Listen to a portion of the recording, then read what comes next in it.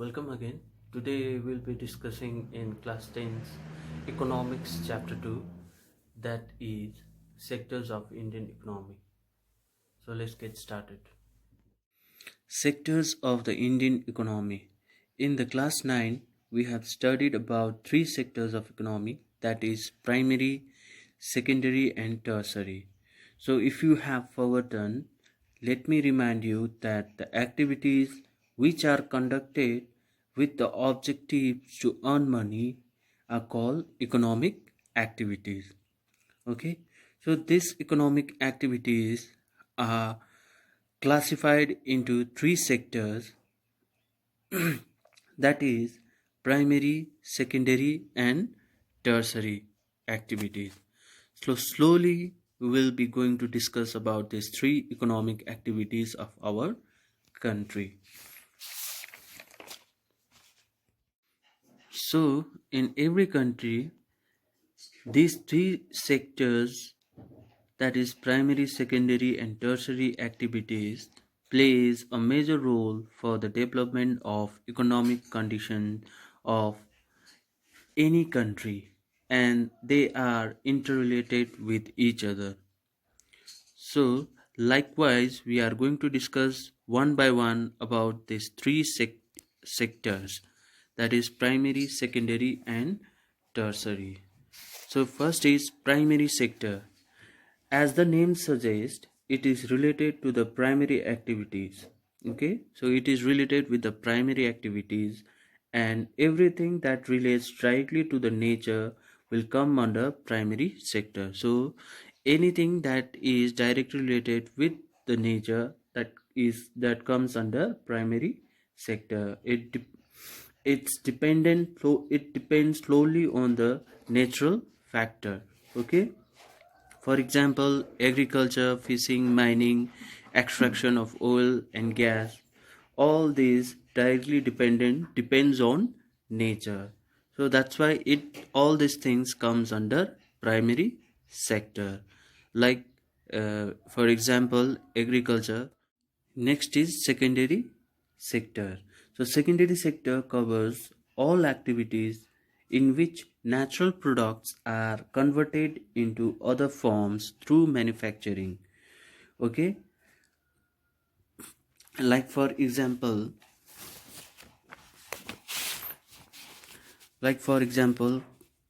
cotton.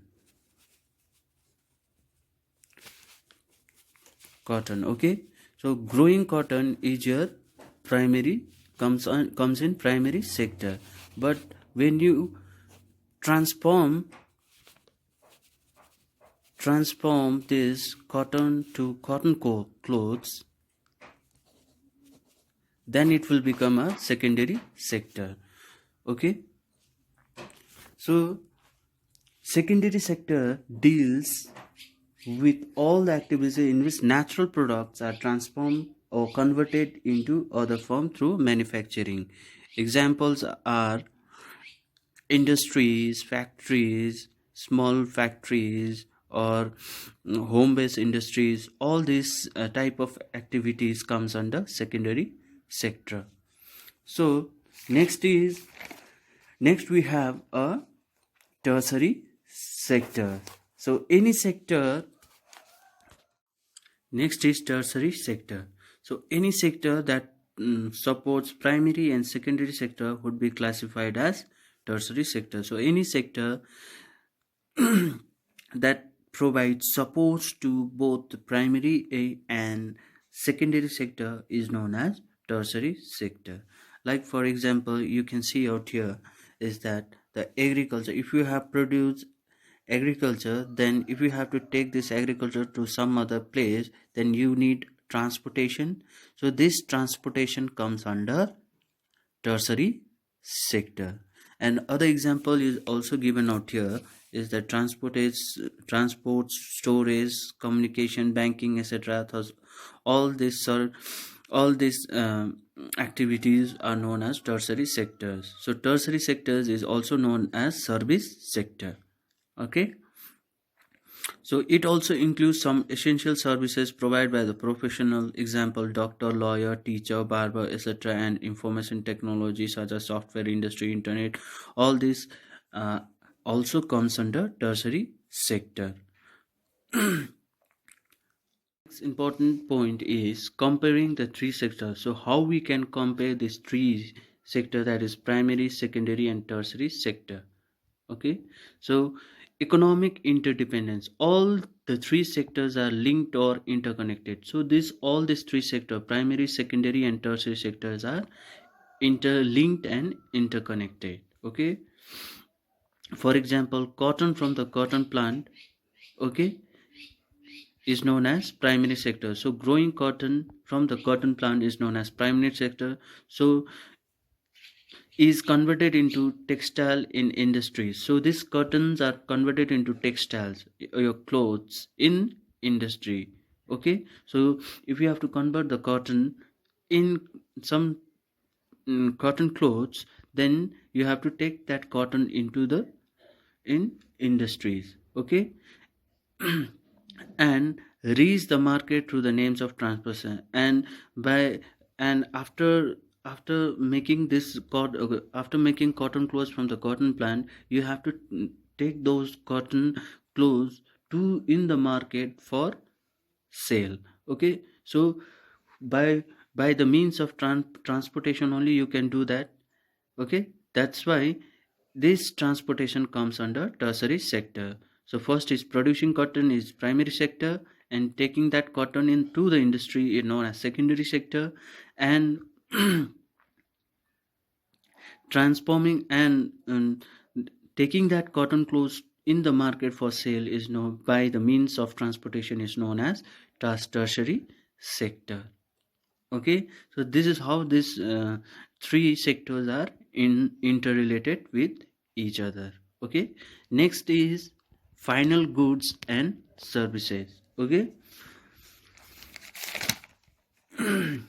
so how do we count goods and services? So it is the very important concept to understand. Okay, to avoid any kind of double counting, what we need to do is we need to make sure that we are adding only once.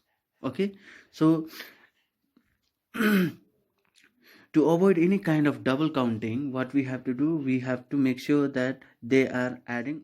So for example, the farmer supplied the wheat to the flour mill at the rate of rupees 8 per kg, and the flour mill grinds the wheat in the flour mill and provides to the biscuit factory at rupees 10 per kg.